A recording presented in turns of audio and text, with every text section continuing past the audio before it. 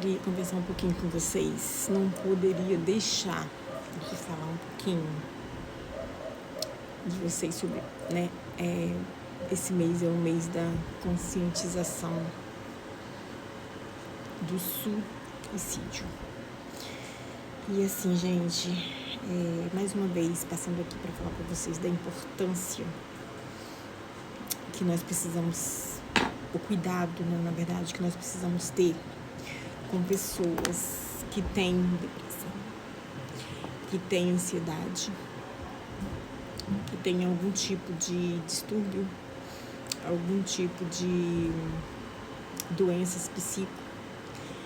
É muito importante a gente detectar esse tipo de coisa, esse tipo de comportamento e ajudar essas pessoas, né? Às vezes, porque muitas das vezes essas pessoas, elas não pedem socorro, elas não pedem ajuda, elas não falam o que ela está sentindo, o que ela está passando. Então, a gente precisa ter o cuidado, observar essas pessoas, né? Principalmente as que estão ao nosso redor, né? Presta atenção nessa pessoa. Presta atenção se ela tá triste, se ela tá deprimida, se ela mudou de comportamento, né? Eu falo para vocês que eu tenho a necessidade de vir aqui falar, porque eu tenho 4 pessoas na minha família que se suicidaram. Então, eu me sinto no dever de falar para vocês, né? O cuidado que temos que ter com essas pessoas. Infelizmente, nós não tivemos o cuidado com essas pessoas. Infelizmente, a gente não percebeu a gravidade que estava a situação dessas pessoas, o nível que estava a doença, né, o psicológico dessas pessoas. A gente não teve, como faz bastante tempo, a gente não tinha tanto conhecimento que a gente tem hoje, a gente não tinha tanta informação que a gente tem hoje, a gente não tinha tantos profissionais, né, da área da saúde mental, a gente não tinha tantos profissionais, né? Eu falo que quando eu era novinha eu sonhava muito em fazer psicologia.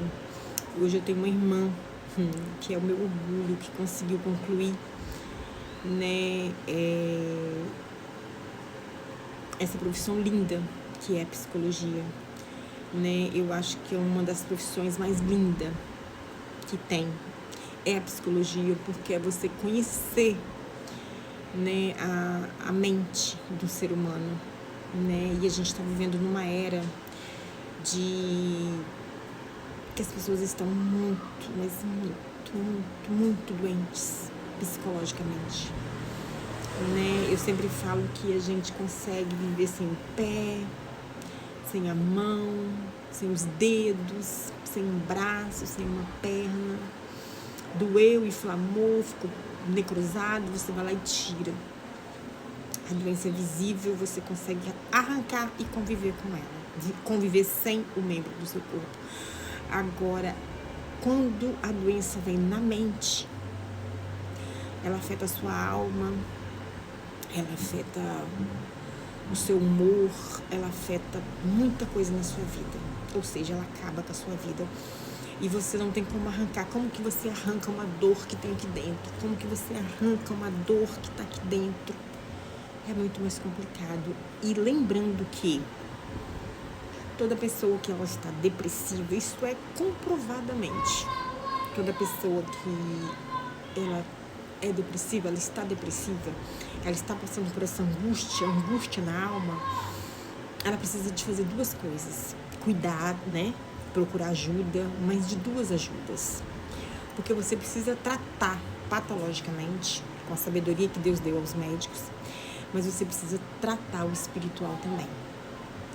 Essas 2 coisas, elas vão andar juntas.